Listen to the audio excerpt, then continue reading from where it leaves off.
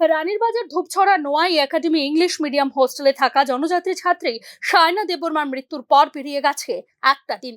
তবে কিভাবে ও কি পরিস্থিতিতে এই তরতাজা 12 বছরের ছাত্রীটি মারা গেল সেই নিয়ে যেসব তথ্য সামনে উঠে আসছে তার সবগুলি পরস্পর বিরোধী।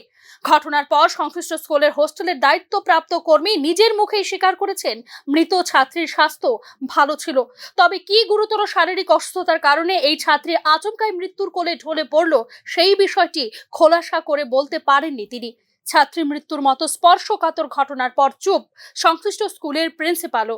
ফলে গোটা বিষয়টি নিয়েই সৃষ্টি হয়েছে ধোঁয়াশার জাল। দরিদ্র জনজাতি ছাত্রীর মৃত্যুর ঘটনায় অভিযোগ না পেয়ে কার্যত হাত গুটিয়ে বসে আছে স্থানীয় থানার পুলিশও। ফলে ছাত্রী মৃত্যুর সঠিক কারণ খোঁজার জন্য কোনো মহলেই দেখা যাচ্ছে না কোনো ধরনের উদ্যোগ। একাডেমির নাম কি? No academy school, no academy. আপনার নাম? নবজিৎ দেববর্মা। মেয়েটার স্বাস্থ্য ভালো ছিল কালকে, এই কান্ডের পরে প্রবলেম পেয়ে চলেছে। অন্যদিকে নিজেদের প্রিয় সন্তানকে হারিয়ে শোকে দিশাহারা সায়নী দেববর্মার মা সহ পরিবার পরিজনেরা।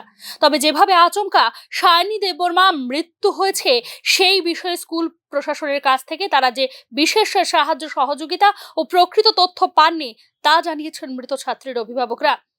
গুরুতর কোনো শারীরিক অসুস্থতা ছিল না বলেও দাবি করেছেন পরিবার পরিজনেরা। স্কুলে যারা দায়িত্বে আছে তারা কেউ নাই?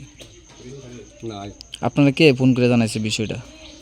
যে কারণে অকালে অনেক স্বপ্ন বাকি রেখে এই ছাত্রীটি চলে গেল, তার পেছনে আসল রহস্য কি তা একমাত্র সঠিক তথ্য তালাশ ও পেশাদারি তদন্তের মধ্য দিয়ে বেরিয়ে আসতে পারে।